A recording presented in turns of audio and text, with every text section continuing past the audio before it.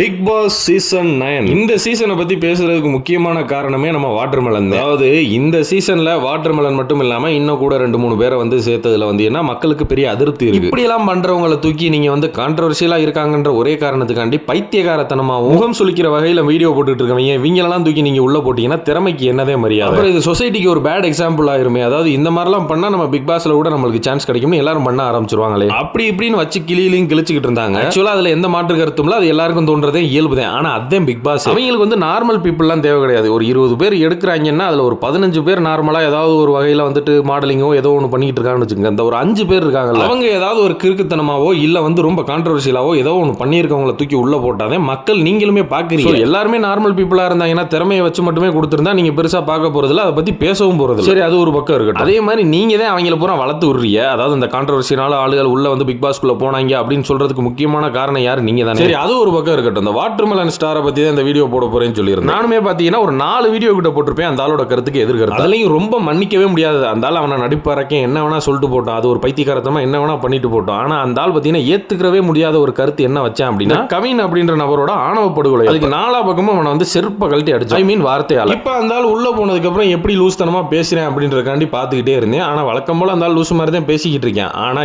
என்ன மேட்டர் அப்படின்னா, அந்த ஆள் நடிச்சு கொள்றதும் தன்னைத்தானே பெரிய நடிப்பு அரக்கன்னு சொல்லிக்கிறதும், இந்த மாதிரி வெளியில அவனுக்கு ஒரு நெகட்டிவ் ஃபேம் இருக்கு அப்படின்றத தெரிஞ்சுட்டு வந்த மத்த கண்டஸ்டன்ட் சில பேர் அதனால ஒரு ஈஸி டார்கெட்டா வச்சுக்கிட்டு ரொம்ப எகிர்றாங்களோ அவன் மேல அப்படின்ற மாதிரி எனக்கு தோணுது. ஒருத்தன் அதாவது திறமையை வச்சு எடுத்ததா சொல்றீங்கல்ல, அதுல ஒரு பையன் என்ன சொல்றேன், நீ கையை நீட்டினா கையை வெட்டுவேன்றேன். அதாவது ஒரு பெரிய ஒரு தொலைக்காட்சியில பிக் பாஸ்ன்ற ஒரு ஷோ வந்து நிறைய மக்கள் பாக்குறாங்க தமிழ்நாட்டுக்குள்ள. அப்படி ஒரு ஷோல கையை நீட்டினா கையை வெட்டுவேன்றேன்.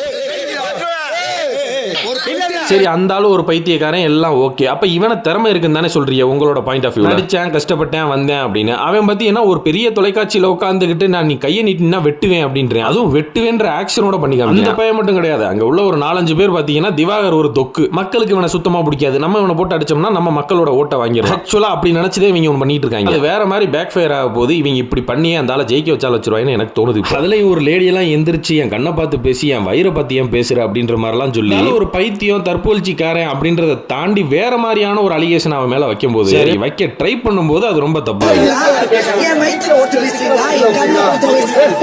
இன்னும் அந்த ஒரு வாரம் கூட முழுசா முடியல, இப்பவே ஒரு ஃபீல் எல்லாருக்குமே வந்திருக்கும் நான் நினைக்கிறேன். அந்த ஆள் ஜெயிச்சா கூட ஆச்சரியப்படுறதுக்கு இல்லை. அந்த ஆள் வெளியில எப்படி இருந்தேன்றதை சொல்லியே உள்ளுக்குள்ள இவங்க ஒரு கேம் ஆடி அந்த ஆளை ஜெயிக்க வைக்க போறாங்க. நீங்க வாய அடக்கிட்டு சும்மா இருந்தாலே அந்த ஆள் ஒரு வாரத்துல போயிருப்பான்டா.